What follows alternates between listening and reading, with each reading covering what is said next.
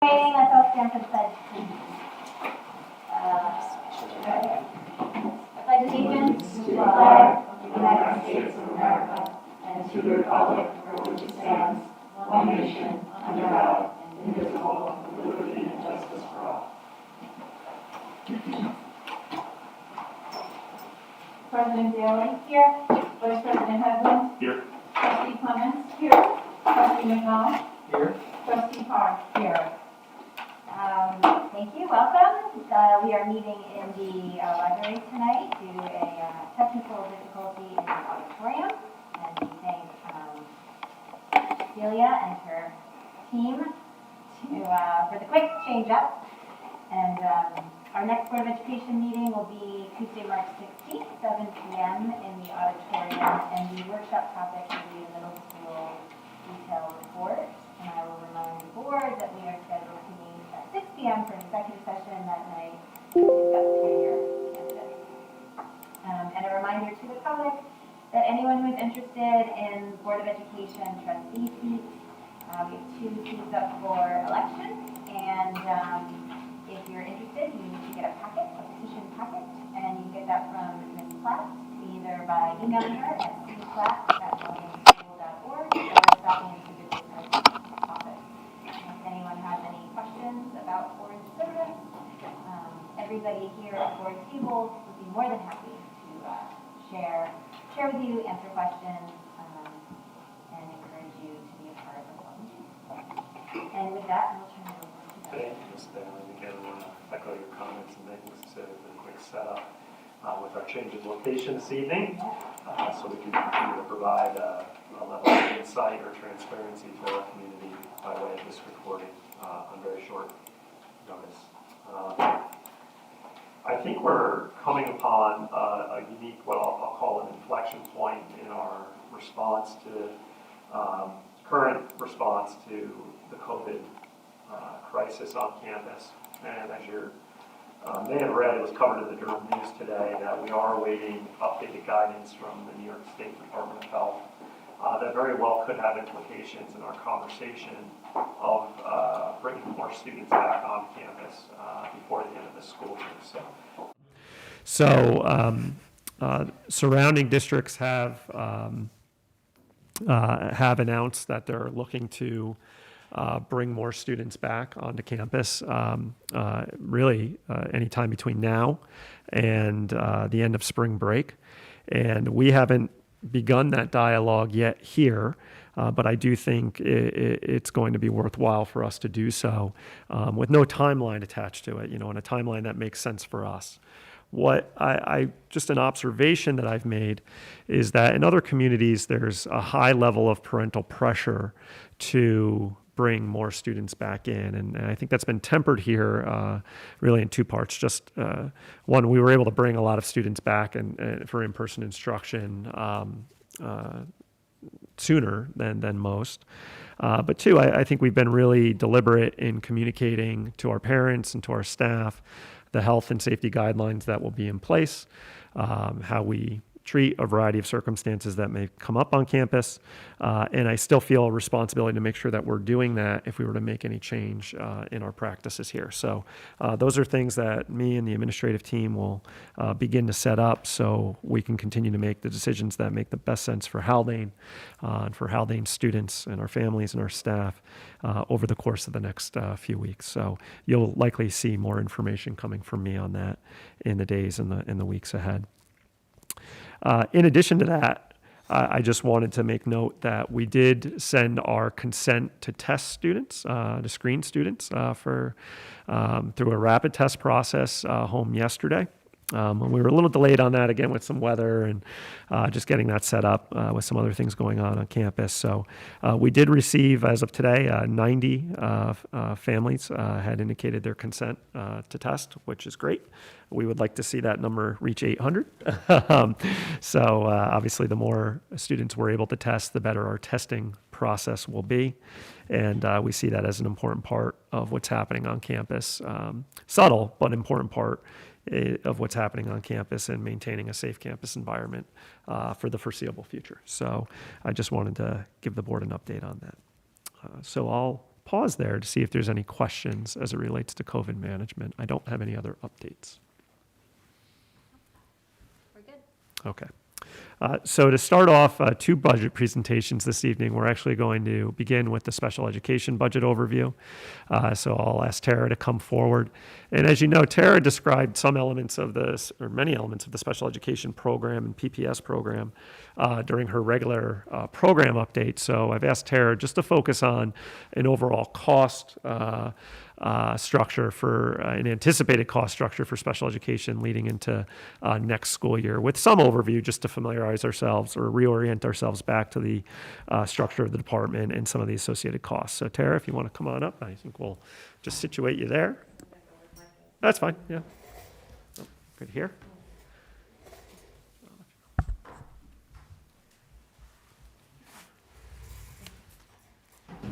Okay. Bring the mic closer. Sure.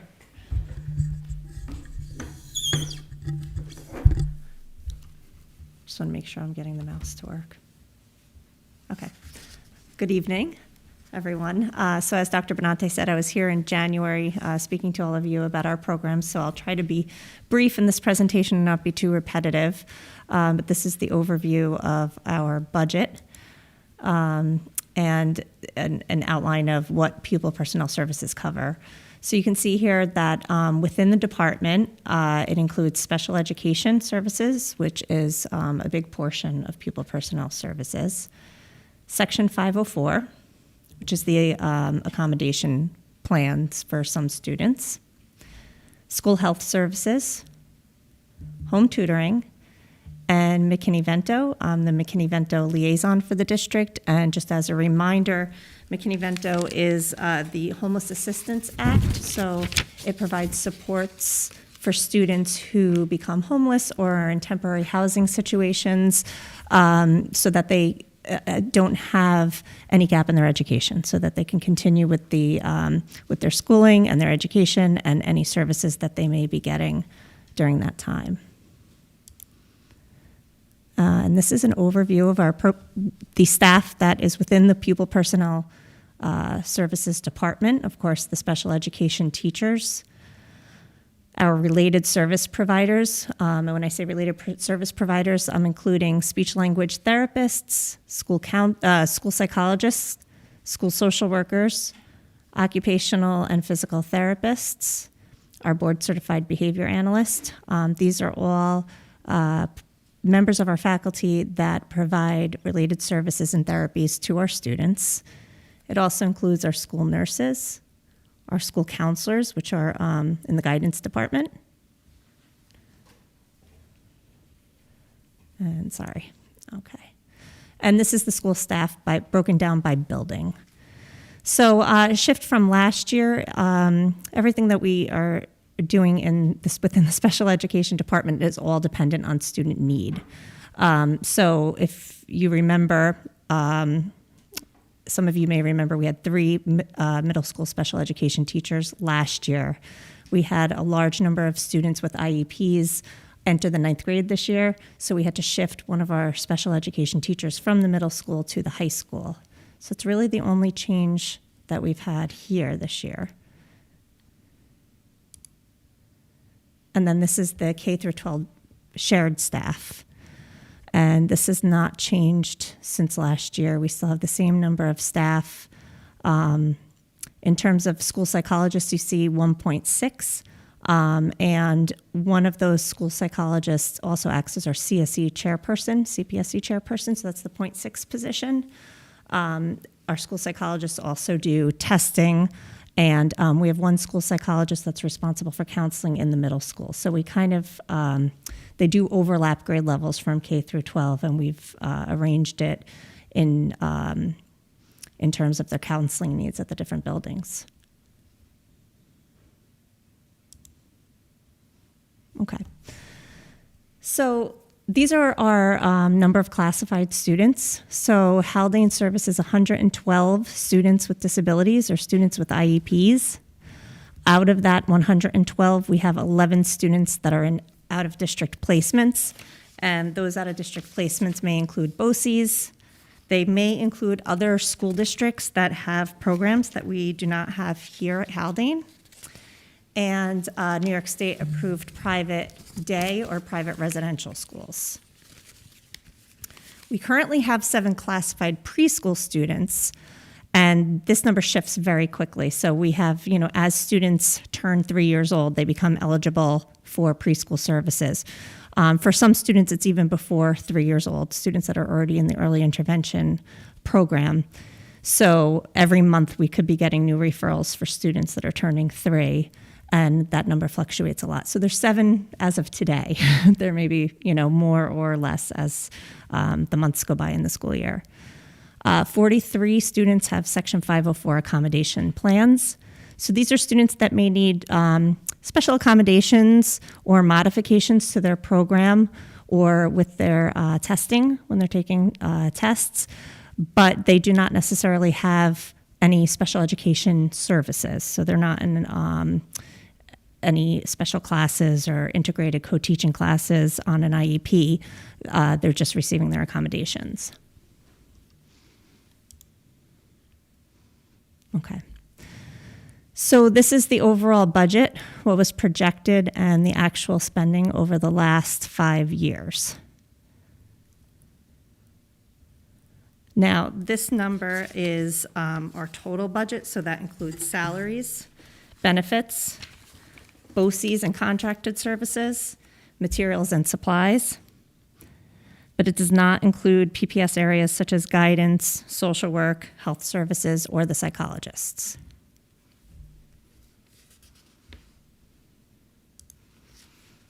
So on this next slide, this is the actual cost for out-of-district placements. So for students who need specialized programs, this is the amount that was budgeted and the actual amount spent on those students who need to go to out-of-district placements. And it's important to note here that changes in numbers here and changes in what was budgeted can happen pretty frequently or easily based on students moving in and out of district. There's a certain amount of variability and movement within these numbers, these projected numbers, and what the actual spending is. And at times, student needs change as well. So we may need to add a one-to-one aid for a student that's in an out-of-district placement, or maybe they no longer need an aid, and then that's taken off of the IEP. So those numbers can be impacted by just 1 or 2 students. They're very variable. And I think you mentioned this, sorry to interrupt, but that is a component of the previous slide. Correct. Okay. Yes. Yep. Thank you.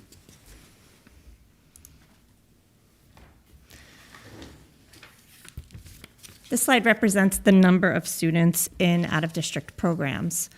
For this year, I separated out, we have 8 students that we are financially responsible for. So that is 8 students that we're paying out-of-district tuition for. We do have 3 additional students that we're responsible for their CSE meetings and responsible for implementing their IEP, but that those are garrison students. So there are instances where we may have students that are placed out of district, but we're not financially responsible for them.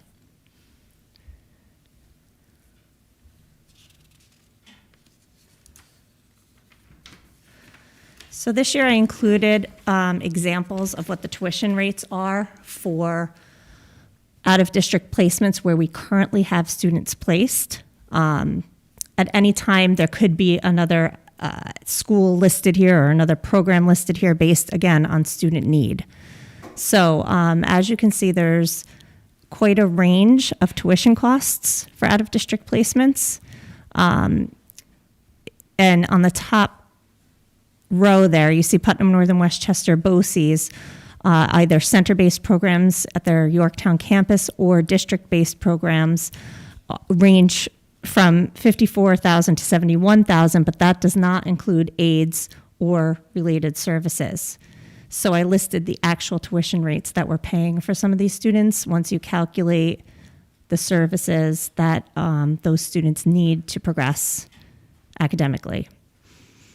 The other programs that are listed there, Westchester School for Exceptional Children, the Center for Discovery, and green chimneys, those numbers are inclusive of all special services or related services. And some of these schools are residential as well. Center right? for Discovery is predominantly a residential That's right. school. Right.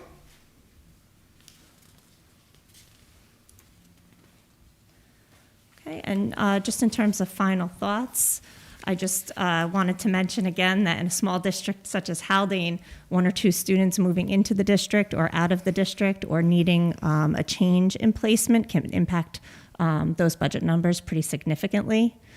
In addition, the district and department is always considering ways to mitigate costs, but what always comes first is the needs of our students. So those decisions are always made at CSE meetings.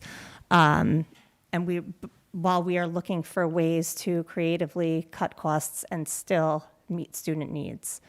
While some students may need a specialized program that is offered out of district, we still strive to meet the needs of our students in an integrated setting whenever possible. We try to include our students in our integrated co-teaching model here as much as possible, and the majority of our students are receiving those students here at Haldane. And that is all. Any questions? Tara, I have a question. Yeah. Could you speak a little bit about, a few years ago, we developed a consortium with Putt Valley and Garrison, I believe, and Haldane and the 3 schools to help each other out, manage costs, take students in when it made sense. Can you talk a little bit about the success of that? Are we currently using that? Is it? We're working? not currently using it because what was happening is that we were utilizing the services of, it was Garrison and Putt Valley were the other 2 districts, and we were using the services for Putt Valley much more frequently than they needed our services or Garrison's because we're so small. So they tended to have most of the programs. So it dissolved after in time. We no longer use the consortium. I just have a question. Do you anticipate or think that there will be many cases in which parents will be approaching looking for any programming that they have missed in this year or looking for extra support because of COVID-19, anything? Are those conversations ongoing, and does the staffing for next year, as we think about it, look to cover those kinds of extra sort of requests and things? So there is talk about will some students need compensatory services? Right. So typically, if there were services that weren't offered on the IEP for one reason or another, if we were unable to provide students, for example, with the number of speech therapy Right. sessions that they were supposed to get, or if we were unable to provide them with a resource room because we were closed, we could be looking at offering compensatory services. But what that's the deciding factor there is whether or not students are progressing towards their IEP goals. So that's what's looked at, and compensatory services are only offered in an effort to get those students to reach their goals. So it may not be number for number. It may not be, oh, you missed 5 speech and language therapy sessions because we were unable to provide you with the speech and language therapist, so we're going to offer you 5 sessions. It doesn't work that way. It works more in terms of the CSE deciding how many sessions that student would need in order to meet their goals.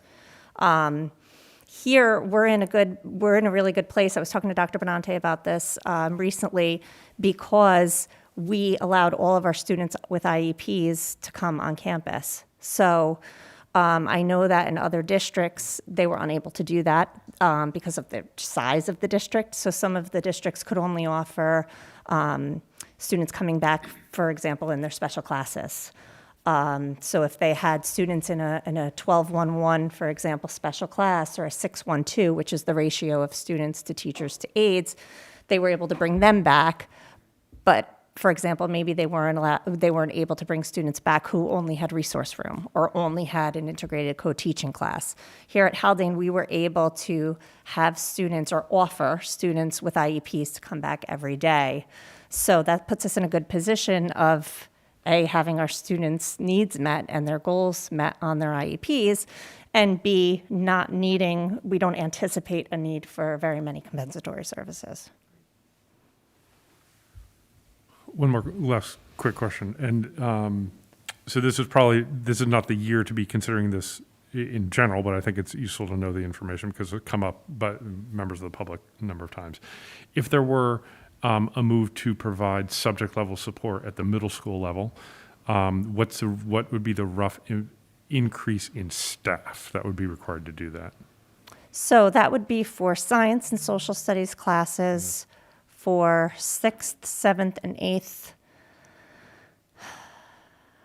Maybe one special education teacher, an additional special education teacher needed for, well, yeah. Okay. Because considering they would teach 5 periods and then a 6th period assignment. Yeah, its most straightforward way, it would be one, but then remember Yes. that's now giving that person 5 different, potentially 6 different subject areas to Yeah. prep for, which would be very unique. So, there's some inefficiencies, obviously, that come with that. I think we would prefer almost to hire, if we were to ever do it, 2 to allow them to focus and then try to combine it with other areas of support that would be necessary, just so you're not giving that person as many preps, as we would call it, to go across those 6 different subject areas. Okay. Thank you. Thank you. Thank you. Thank you. Thanks, Tara. Thanks. Can I have the clicker? Pass the clicker. Hot potato. Oh, we're all going to pass it down. This is great. Hot potato. Hot potato with a clicker. Thank you. Just bear with me. I have to move this. Thank you. Yeah, thank you. Okay. If I may? Please. So, and I'll try to, John, if you don't mind. Thank you. I'll just scoot just a little bit for the camera. Okay. Thanks so much. In addition to Tara's presentation, we wanted to provide the board with an overview of where we see ourselves currently in the budget, the entire budget development process for the upcoming school year. And as Ann and I have been working on these materials, we realized that by this point last year, interestingly, with everything that was going on, we actually, at this meeting last year, presented a budget to the board for consideration, and we are not close to being in a position to do that right now. So I will come to that at the end, an adjusted timeline for ourselves, while still hopefully being respectful of the time that the board would need to solicit community input and to deliberate before adopting a budget to put before the community. So that will come at the end. But I just think it does demonstrate the difference, how much a difference a year can make in a budget development process. And those of you who've been on the board for some time have had years like that, and this is certainly one of them. So just a few considerations to start. This process is presenting its own unique challenges. I've referred to some of these in previous meetings. The allowable growth factor, which I believe we spoke of last meeting, which is at 1.2%, does really limit now our ability to levy at a level that we have traditionally done in the past. So we're looking now and charged with examining how we can best reduce expenditures, but while still honoring what we provide to our kids and balancing that. And we'll get into some numbers in a moment. As you're well aware, as daily news now, is what's going to happen with the federal stimulus package and what impact will that have on school funding in New York State. And it may help us, but keep in mind the federal stimulus monies that have already come in somewhat to the district have been offset by reductions in aid that's been provided. So those aren't necessarily stimulus monies that are making its way to its school. So there's the potential something like that could play out in how the monies are distributed to the schools. Our hope, I think there's a level of scrutiny over that now, so my hope is that it wouldn't be.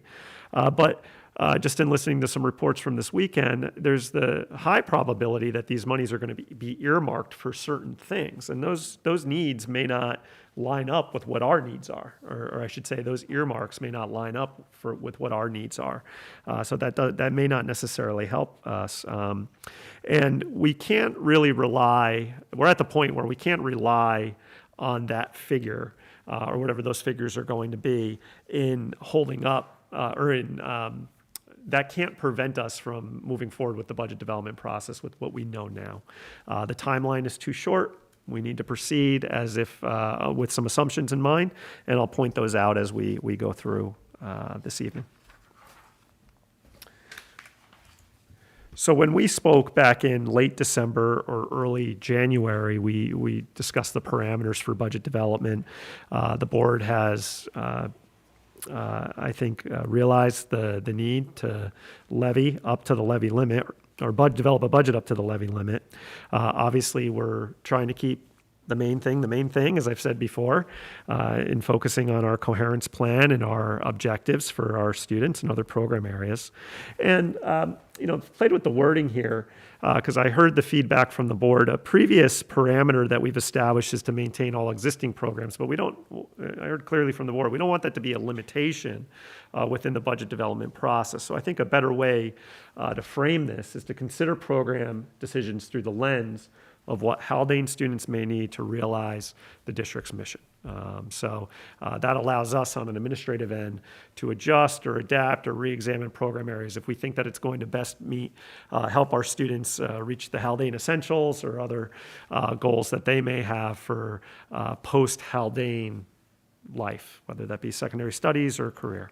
And we appreciate that flexibility because I do think, especially when there's constraints on your budget, you really have to rethink and re-examine how you're approaching the work that you do with kids in certain areas. So that certainly is the case this year, or will be. So just a refresher regarding the property tax cap. The tax cap does limit the total levy that's set by schools and local governments. So our property tax cap this year, as you take that, the adjustment that's made is 1.88%. And you may recall from last year we were north of 3% as a levy limit. So we use that, or when we incorporate the property tax cap into our budget, and that, in the way we've approached it this year, has developed the ceiling. So we're starting from this place that when we take the tax cap and incorporate that into what we levied last year, along with our anticipated revenues, state aid, the revenues that the district receives, we can establish the ceiling for budget development.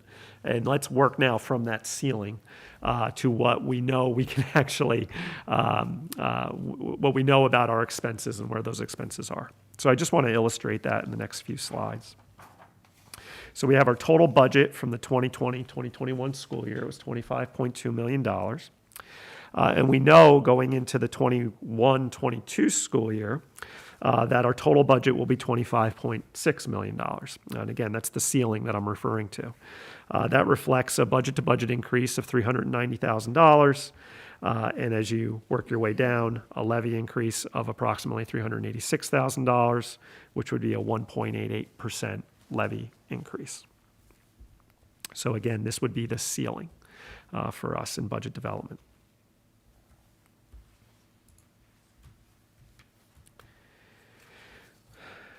We're trying to eliminate kind of the notion of a rollover budget, but for just illustration's sake, if we look at what we're spending right now, and if we were to use that as a basis for our spending next year, it would cost us $26.8 million to run everything exactly the way we're running it right now, again next year. Again, our estimated revenue is 25.6, so this creates a $1.2 million deficit from if we were to look to continue everything we're doing now in the exact same way into next year.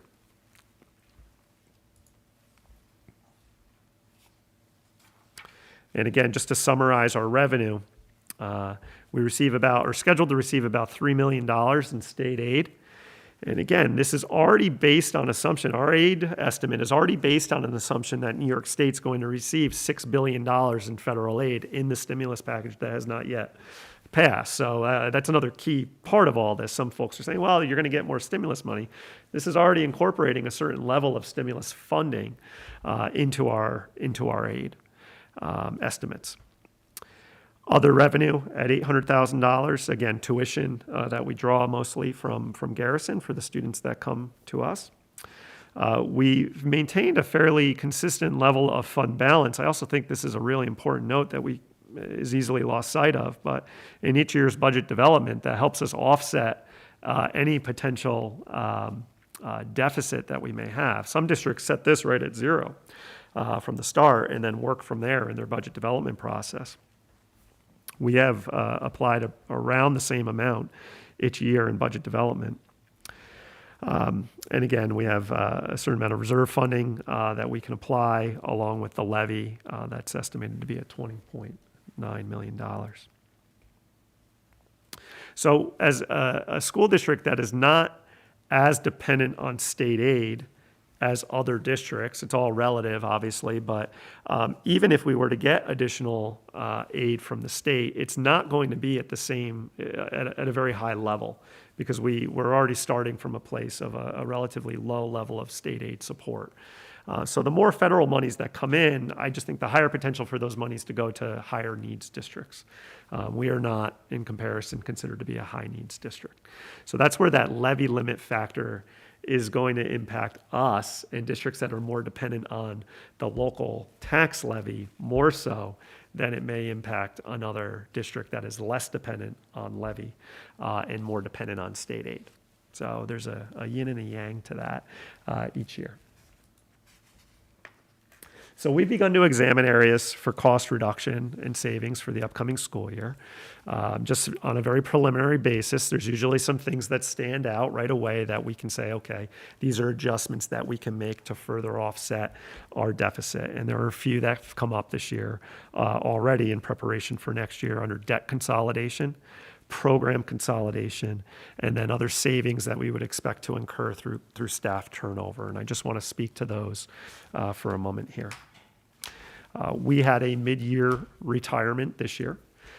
Whenever we have a retirement or a resignation for that matter, we look at whether or not there will be breakage, meaning the difference between what we were paying that individual and then what we would bring in, the cost that we would likely hire someone to come back into that position. So as a teacher who retires with 20 or 30 years experience is making a lot more than a teacher who's coming in with no years of experience and starting at the first level on the salary schedule. So we would anticipate, due to a retirement at the elementary school level, approximately $60,000 in breakage, and the difference between what we were paying that individual and how we were budgeting for that position versus what we would budget should we fill that position next school year. What's up for discussion always whenever we have a staff member leave is, do we need to fill the position? Is that an essential component for the school to operate next school year? We're not at that point yet. We are, from a planning perspective, of at least being able to assume that there's going to be at least a level of breakage. And then obviously we're getting to a point where we'll examine how many teachers do we need to run each program that we offer. We also had a retirement in special education. So again, there's a level of anticipated breakage there. We hired at the beginning of the school year, this was an important move that we made, 2 interventionists to work with elementary age students, and that's been going very well. But we also hired those individuals with the notion that these were going to be short-term hires, short-term being 1 year, that we were applying a level of money from fund balance from last school year into the budget to do this school year, but it was not with the notion of that becoming a long-term position. So again, we can incorporate removing those 2 positions or eliminating those 2 positions at the end of the year. Can I ask a quick question? And that was to support the students that were primarily remote. Correct. In the K-8. K3. K3. Yep. Okay. Is how we K3. structured that. Sorry, yeah. Yep. Okay, yes, thanks. We had a high school guidance counselor transition, as you're aware of. So again, there's a level of breakage there. As Tara shared this evening in our special ed placements and the variability along with that, as it stands right now, we're anticipating that the placement cost for out-of-district students next year, or BOCES placed students next year, is going to increase by about $92,000. And I'm always candid with this, but it bears repeating that this is a figure that could change all the way up to and through the first day of school. So if we're going to have a little bit of a buffer somewhere, usually it's there. It's not a bad place, but as of right now, we do anticipate an increase in that area.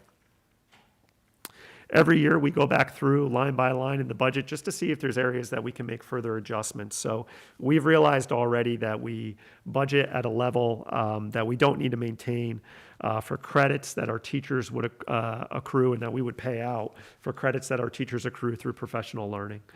We still have a budget line there. This isn't eliminating it. We were just budgeting at a level that was beyond what realistically we were spending each year there. So that's the adjustment that you see there. Luckily, the teachers' retirement system, we make some in our initial projections. We use an estimate. As those estimates become actual, we're at a place this year where we realized it's going to offset what we were projecting to spend in that area to an amount. That's good, or that's in our favor.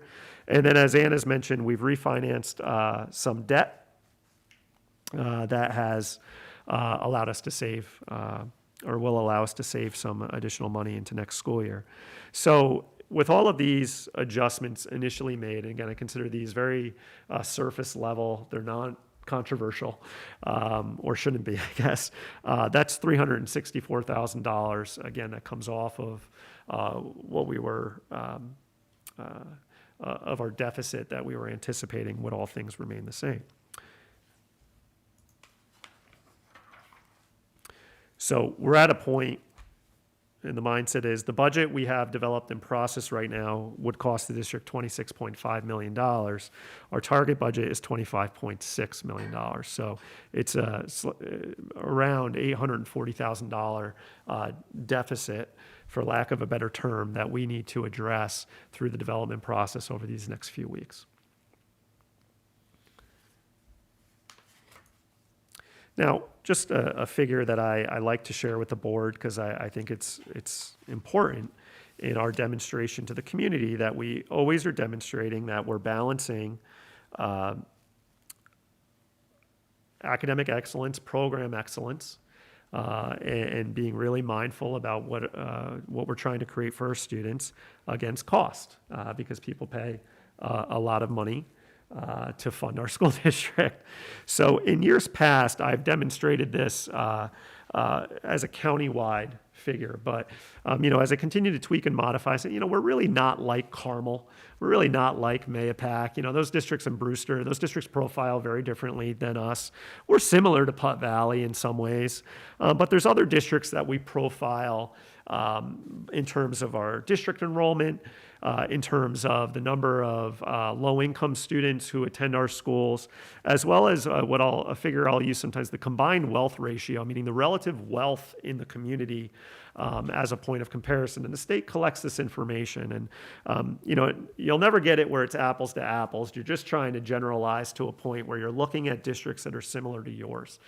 So the comparison group that I'm showing here includes Garrison. And I'll say Garrison is a sister school in many ways, but they really don't profile, if you were just to look at Garrison as compared to Haldane. But I can't speak of similar schools and not mention Garrison because their kids come to us. So we are in many ways an interconnected community. So putting Garrison aside, Millbrook up in Dutchess County, North Salem in Westchester, Putt Valley, Rhinebeck, again, up in the northern part of Dutchess County, Spackenkill, which is right in the town of Poughkeepsie, up Route 9 there, Tuckahoe, and Valhalla, have more similarities with us than looking at our county-wide or our other school districts in our county. Again, district enrollments may vary by a couple of hundred. Free and reduced lunch population may vary a little bit, and the wealth ratio may vary, but generally I would consider these are more of our peers. And when we look at spending and get down to a per pupil cost across these districts, again, we profile, whether you look at it at a county level or you look at it in our peer group across 3 counties, our per pupil expenditure is lower, or the lowest of these 10 school districts. So I just think it demonstrates to our community that we are very prudent with how we spend our money. And again, I've used this to justify in the past, while when we should go up to the levy limit. I really think that's important. I do think, especially when you're in times like these, had we not gone to the levy limit last year, it would just put that much more pressure on us this year to try to resolve a gap. I just wanted to use this for illustration's sake. And there's some other comparisons that I'll use out of this peer group in lieu of looking at the county-wide measures that I've used in the past, just because I think these districts profile a little more similar to Haldane than some of the other districts across the county. Okay, just bear with me. So it does raise the question, and I've heard it before, well, what if we go over the tax levy limit? What if, it's 1.8, but you don't have to levy only at 1.8? You could go above that, and that's true. Most places don't and haven't unless it was of real necessity. Personally, I think the administration would see that as something that for the board to decide, because you're connected to the community and what you would feel the community could support. So we just want to frame this as an if-then chart. If the district does propose a budget above the tax levy limit, remember, by law, the budget doesn't have to pass by a simple majority. It has to pass by 60%. There is a different set of rules that are applied if you're looking to go above the levy limit. If that budget does not pass, now we're put in the position to either revote, so we can modify the budget to a level that we think the community would support, and we can put that back out to the community to vote, a few weeks later in June. So we would have to have a second budget vote. Or we can move directly to a contingency budget, which is an extreme. If you're looking to go over the levy limit and now it doesn't pass and you move directly to contingency, that's a pretty extreme measure. That sets the tax rate at 0. Which for us would result in an additional $386,000 in reduction. So I put it here just for the board's consideration in case you had questions about some of the particulars as it relates to the tax levy limit should the district want to proceed down a path of going beyond our levy limit this school year. So as I mentioned at the start, we do have a revised budget timeline that we're going to follow.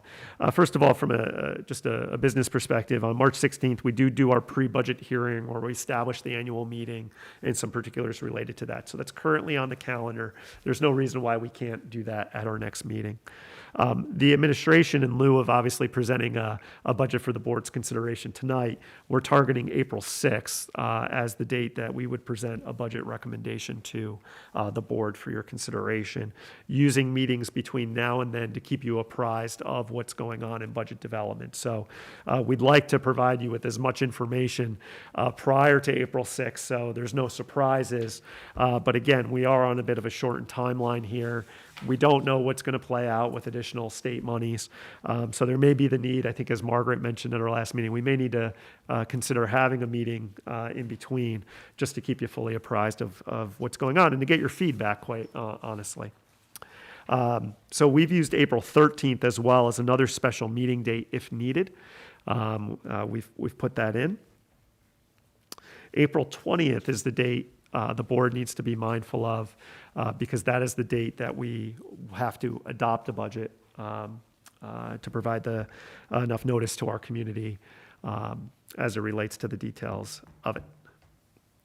May 4th is our scheduled public hearing. As you know, between those times, we're often out meeting with our constituencies and respective school groups, informing them of what the budget entails. And as of now, May 18th is the budget vote. And these dates are all set in stone at this point, even if something drastic changes on the state level or the federal level and our funding comes in, doesn't come in, these dates are still set in stone regardless. There's no indication right now that anything's going to change in terms of our timeline. Yeah. And usually we get a little heads up on that. Like last year is a good example. We had, certainly we're aware that things were percolating, that school budget vote was going to get delayed, but no, there's none of that right now. No. The only date that I'd say variable is the special meeting. You can decide whenever with due notice that we want to have another board meeting at any point. But no, our hard deadline is going to be the 18th and then April 20th to adopt and May 18th to vote.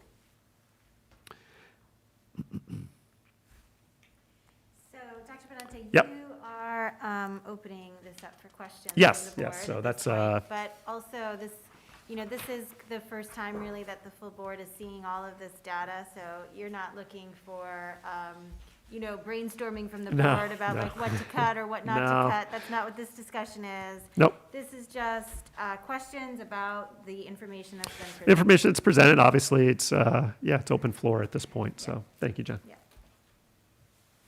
Actually, I think one other thing, and it makes sense that they aren't on the formal budget development calendar, but I think we probably just want to let the public know that I assume, anticipate engaging in the kinds of public conversations or conversations with the public like we did last year. I think those Yes. aren't scheduled yet, but Not yet. those will be a really important piece Yeah. of this. They are. And I feel it's important when we start to schedule those. A lot's going to happen very quickly now. We know as an administration that we have a lot that we have to dig into. And the sooner we start to really wrap our heads around what needs to be addressed and in what way, and have some consensus among our leadership team with that, we'll start talking to people about it, because we realize that at the current level of deficit, it's going to impact every school in some way. Our goal is obviously to develop a budget that we're not significantly impacting the student experience here. We have to really just re-examine how we're approaching our work in certain areas. And I can say there's some things that stand out that I think are not going to cause much disruption by any means to a school, but it still allow us to offset our budget deficit. But they're, $800,000 is a lot, so they're very well. We're just not quite that far down the road in our own thinking yet to really get a sense of how far we may need to go to resolve that budget deficit. But once we have more certainty around that, we'll start scheduling those meetings. I just wanted to, I don't know if it's really a question or more just a clarifying statement, but one of our biggest revenues, as you mentioned, is tuition. Yes. And mostly from the Garrison School District. So just to be clear, I understand that we use the Seneca Falls tuition rate, and that is a set rate that we don't change ever. It changes, there's a formula for it, and it may change based on like the CPI and building aid, whatever else is mixed in there. But it's not something that we have any control over. Is that correct? Is there anything in addition to that you wanted to add? We don't, we can't change the Seneca Falls rate, but that is not what we charge Garrison. We Oh, I charge see. Garrison, we have an agreement with Garrison to charge a reduced rate from the Seneca Falls rate. Yeah. I see. And that is an agreement that is just in perpetuity. Is that correct? So what we charge them for tuition is set in stone? Is that something that shifts? No, that's an annual agreement, I believe, that we make with the school district. Correct. It's a separate contract that is, there's two variables that we apply for an increase, an annual increase. And it's based on when our tax rate increases or budget to budget. And I don't know who started that. It was here when I came here. And that's how we calculated the Garrison tuition. All along, I don't even know that there's been conversation about going to the Seneca Falls rate, which is a bit higher. Not, it's not a huge variance, but it is a discounted rate because of the arrangement between us. I see. However, you bring up a good point, Jen, that if that's something, I think we're at this point where the board may have certain areas or questions around revenue streams or costs. If you would like us to provide an overview of what those entail, That's obviously our responsibility to do that. So that's something we can look up and make sure the particulars as it relates to it are provided to the board at our next meeting. Yeah, I was just curious. For some reason, I thought it was the Seneca Falls rate, but I might have just been remembering that it was related to the Seneca Falls rate, but not it exactly. But I think that's interesting, as we look at all of our revenue streams, making sure we know what they all are. And you said that if we did everything we're doing this year, the rollover cost would be X. I assume then, are we planning with the same health and safety precautions in place for the fall as we were this year? So that's added, that's included in the cost? Generally, yes. And what we're implementing from a health and safety perspective, there's continual costs that we, from a disinfecting and cleaning and some overtime that we pay, that is incorporated into our projections for next school year. A more significant variable would be what model of instruction are we providing for kids, and how does that influence, or how may it influence, our costs in other areas. So as an example, if we're able to position ourselves next year where all of our high school kids can come in every day, that's going to have an implication on cleaning schedules, cleaning routines, and such that that we have to account for. On one note, though, that's where actually additional federal stimulus money that are one-time monies can actually help. Because if we have to put a HEPA filter, air circulation unit in every classroom, that's a one-time cost. So from a health and safety perspective, it helps. But we hopefully only have to purchase that one time. It's not something we have to budget for in successive years. So those are the types of things that I'm paying attention to. If we do have extra federal money or state money, by way of the federal money coming into the state, that could help us in offsetting some of the costs that we may incur from having more kids come onto campus next year.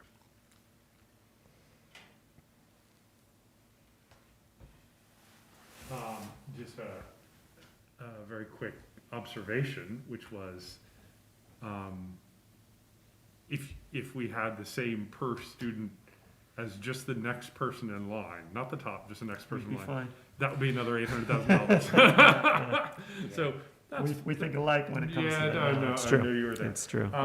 The second question I had was, does the budget in process, as you're describing it, for next year include projected 4% that you would then roll to the following year? I think Ann, remind me, is it our rollover include our projected fund balance of 4%? Or was it I feel like we were at 3. So, I guess the short answer is yes. Okay. Because we have our 4% fund balance each year. Yep. Because best practice is to only spend about 95% of your budget, Right. so that you have your 4% for anything that might happen. So yes, I don't budget with the 4% in mind, but because it's a rollover and that's what we Yep. usually enjoy, I guess, at the end of the Yeah, year, then I would think that it would be still built in there. What? I'd like to have this is not the forum to have this conversation, but I'd like to have a longer term strategic conversation about the value of continuing to carry over 4%. Sure. Just a quick follow-up question for Ann on that, but Peggy, Well, I realize you want to have a longer conversation, but I had in mind to address it directly.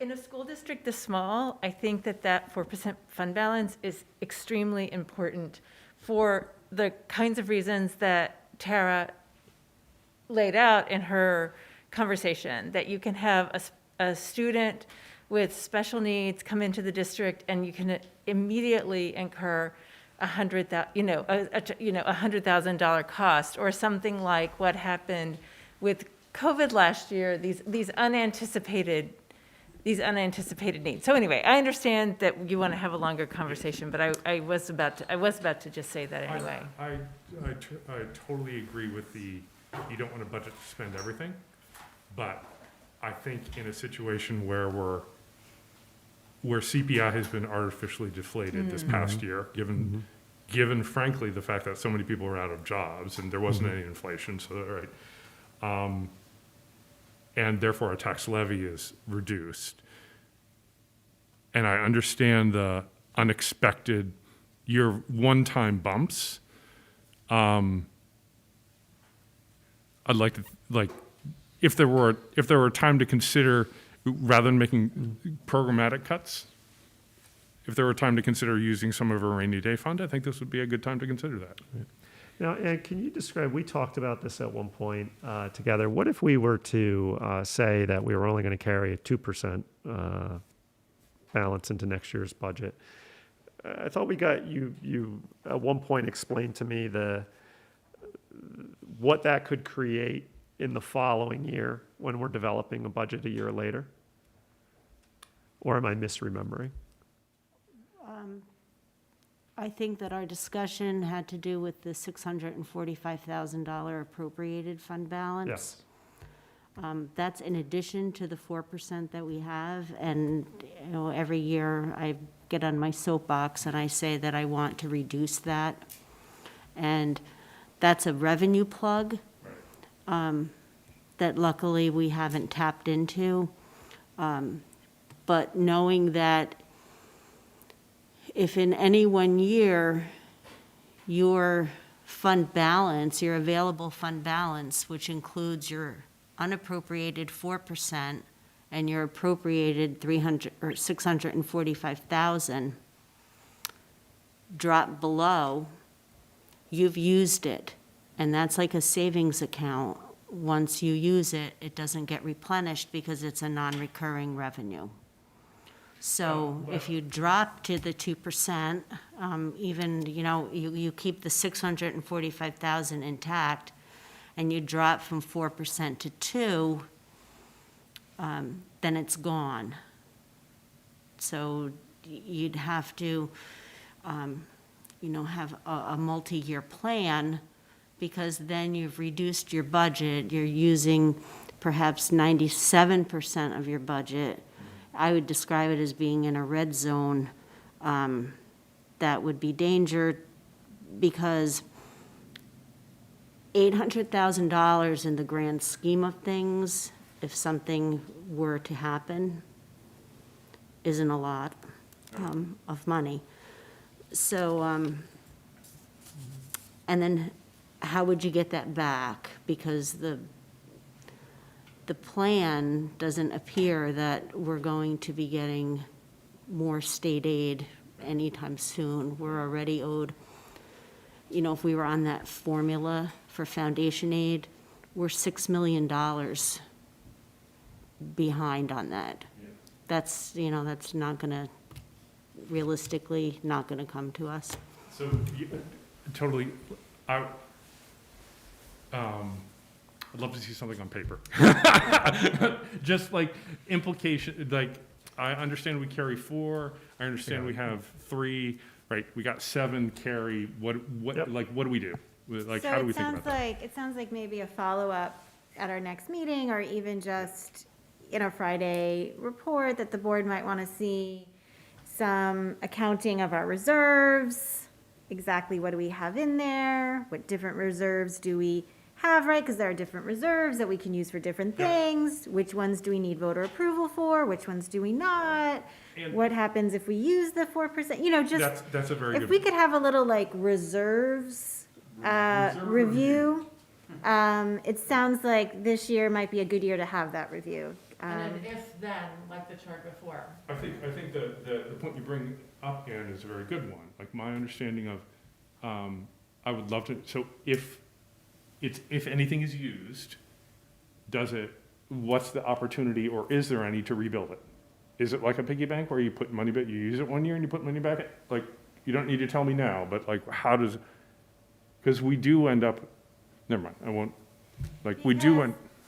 It sounds like, if I'll just bring this Yeah, together thank and you. say, this is a special year that may require special circumstances and special action, right? Things that we don't normally do. We never touch our reserves. Anne has drilled that into us. We don't go above the tax levy. That has been drilled into us. We don't cut programs. Those are all the things we never do. However, this year, $1.2 million deficit, gulp, we might have to consider things out of the ordinary, and we just want to make sure we know how to consider all of those things. As we're throwing things on a revenue expense like projection to consider, if there's any visibility to, I don't know how to ask this appropriately, so I'll just ask it. Any visibility to future retirements and breakage over and above the expected, or if there's a bubble class of teachers that we would expect to retire next year, or are we in a drought for the next 5 years and our normal 1 to 2 breakage is, I know that's trying to read into people's heads, but You can look at your staff snapshot and anticipate, once, there's key metrics, Yeah, obviously, but that that would be useful. are relevant when you're thinking about a retirement. You're looking for when people are 55 years old and they have a certain number of years of service, so to make them eligible. So we can look into that and demonstrate, if there is any class or Anything- bubble, if you will, anything aberrational. anticipated.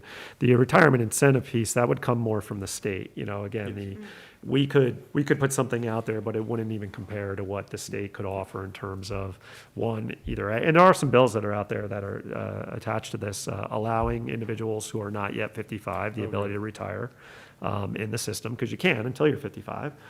So that would be a significant incentive that the state could offer right now.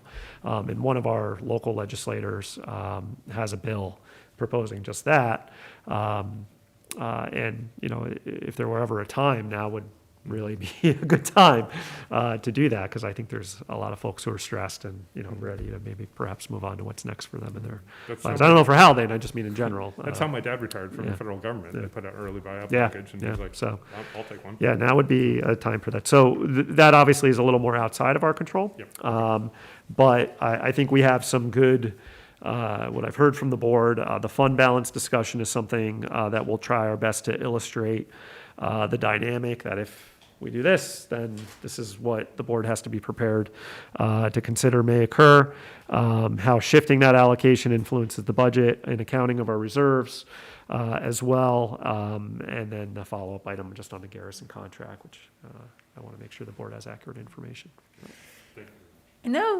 I know nobody has a crystal ball. Some people probably have better understanding of the longer-term economic forecasts than I do, but I'm not personally, and again, with some background knowledge, I don't know how smart it would be for us to assume that this is a special, unique year that isn't going to repeat itself for potentially another year or in another few years. I mean, I think, as optimistic as I think we do all want to be about the pandemic, there are still a lot of uncertainties about what's going on that could continue to have. I mean, that's just one thing I want to throw out there. And maybe I'm wrong. Maybe the sense among people that know more than I do is that this is a very particular, unique year. I haven't seen a lot of evidence to make me feel confident about that yet. So I think that's just another thing I wanted to throw in. It's certainly unique compared to what's happened in the past. I'm curious how confident we can be about it's a very particular, unique year in terms of the next, 2 to 5 years or. Yeah, I think you bring up a good point, Peggy, too, about when we look back to a time where there was great fiscal stress, being in the mid-2000s after the housing bubble. There were some districts that approached that as a one-year issue, which turned into a 5-year issue or longer. It caught up with them. So, you can only, at times when you have to examine your spending and expenditures and sometimes not taking the short-term pain only leads to a longer, bigger pain that is felt at some point. So we just want to be mindful of that. And I do think as we work as an administration, there's some areas that we're going to see, look, we can still maintain a high quality experience for our kids, and we can spend less in this area. And it just makes sense to do so. The kids aren't losing anything by perhaps, making a reduction here or there. I think we'll see a few areas that stand out. I don't think it'll get us all the way to $800,000, but I do think that there'll be a couple of areas that jump out with us, and I think we need to be prudent there, and then we need to be creative in the other areas, because to the extent that we can be, all things considered. So obviously, we're going to work to put more concrete program-specific administration. I wrote to the staff today, I said, this is going to transcend every department. As an administration, we need to re-examine how we've organized and are spending our money in administration. We need to look at it in instruction. We're going to need to look at it in maintenance and operation. We're going to need to look at it in every area of our district. It's just one of those situations that can be a good thing. We could there could be an opportunity in there that we hadn't considered, because our stretching is going to be stretched or our thinking is going to be stretched a little bit more than it usually is as it relates to those things. And then we'll look at also the budget and the financing and some of our strategies that we've applied in the past to see if there's any adjustments that could be made there. I feel strongly we're going to be okay. We're going to be operating a school district next year. We're still going to be a high performing school district that's doing really well by kids, but we have to manage these next 6 weeks really well to keep us on good footing going into next year, and not creating a situation that just causes us more pain a year from now. And I think as it relates to COVID, we did that. We made some really tough decisions in August and September, but they served us well in January, February, and March. It's the same thing. We got to make some tough decisions in these next 6 weeks, but I do think that they'll serve us well in 21, 22, 22, 23, depending on what plays out in those years as well. So we'll work through it together. Okay. I think we can move on. Is everyone okay moving on? Yeah. Is there any communication from the public? No. Information reports are here for the board and public's review. Going into consent agenda minutes, may I have a motion, please? So moved. Second? These are the minutes from our February 23rd meeting. Any discussion? All those in favor? Aye. Consent agenda financial, may I have a motion, please? So moved. Any discussion? All those in favor? Aye. Consent agenda personnel, may I have a motion, please? So moved. Second? Any discussion? All those in favor? Aye. Now to the exciting part of our meeting, new business, our Haldane Central School District calendar for the 2021-22 school year. This is a draft. It's not requiring our action tonight. Dr. Benante, is there anything you want to point out? There's some, early on in the school year, some holidays that line up that create some unique constraints on our first week or two of school. So you'll see in the draft calendar that we're actually proposing starting with staff on August 31st for a conference day, as well as September 1st, so we can bring students in for 2 days that first week. To us, it doesn't make the most sense to bring students in only for a day, and then and that would be if we didn't do the conference day on the 31st. However, more relevant is that this calendar was developed with the assumption that we will not have the ability to make snow days all remote days, which is still, the state's still weighing its options there. So when we have some finality as to whether or not that will be a tool we can use for next year, I say it's a tool because it allows us to keep a continuity of instruction in the event that we have a couple inches of snow on the ground. We might make some adaptations to the calendar for the board to consider again, but for now, we feel like it's important to put it before the board because we don't know if we'll have a resolution to that, and put it out to the community, obviously, for feedback and for potential adoption later on. If we need to adapt it a little bit in the summer, it will only err, I think, in the favor of our families and our kids. It won't be in a way that would cause any disruption. I see Juneteenth is on here. Yes. This is the first time that's, Correct. and that's being dictated by the state? They're Correct. adding it across in all states? Yeah, so depending on where Juneteenth falls, it has to be, if it falls on a Sunday, you have to recognize it on a Monday. If it falls on a Saturday, you do not have to recognize it on the Friday before. Oh, So, interesting. yeah, so this year, actually, that's what occurs this year for us, if I'm not mistaken. But nope, it is by law, that is now a school holiday. So going forward, it's always going to be part of the school calendar unless it falls on a Saturday? Unless it falls on a Saturday. Correct. It would not impact us. And I believe this Interesting. year it falls on a Saturday, and that's why. So that actually puts another constraint, right? You develop a calendar knowing where all the holidays are, and then a new holiday is up. So that's one less day of instruction, like kids that we can schedule in. So again, in the development process of the calendar, that was another unique element to plan around. It also impacts Regents' schedule at the end of the year as well. Right. No. And just for the board's note, this is a calendar that's been worked on by the calendar committee, Correct. that's been approved by them. So this has already made the rounds of all the real powers that be. And we will have it to vote on, I believe, next week, or next meeting. So if anybody has any questions in between now and our next meeting is the time to share them with Dr. Benante. Any other comments about the calendar? Okay, any communication from the public? Any board reflections? I will just share that I attended the comprehensive plan community presentation this week, as did Sean. And I encourage everyone, let's see, it's www.phillipstown2020.org is the website to read the plan. I believe there is another webinar presentation this weekend. If anybody's interested, it is in draft form. As we all know, having gone through a strategic coherence planning process, it is a lot of work to bring people together and create a vision and a plan. And I certainly commend those in our town who have done that for our Phillipstown. And there's a lot of interesting information in there. So I will direct the public and the board to check it out if they get a chance. I would just note, I was talking to a woman that I work with today. We were on Zoom, of course, because that's how we live our lives. And we were in a meeting and somebody said her name and she didn't respond. So she was on mute and she was like, oh, sorry, I was talking to my son. And so we had our one-on-one immediately afterwards. I'm like, how are things going? What's going on? She's down in Westchester someplace. And she said, well, it's actually great. This is the first day we've had synchronous learning. And I'm like, oh my God, we're so lucky.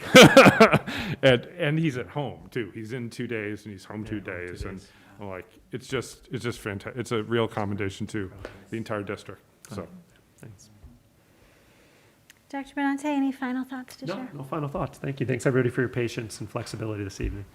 Thank you, Celia. I'd like to make a motion to adjourn. May I have a second, please? All those in favor? Aye. Okay, thank you, everybody.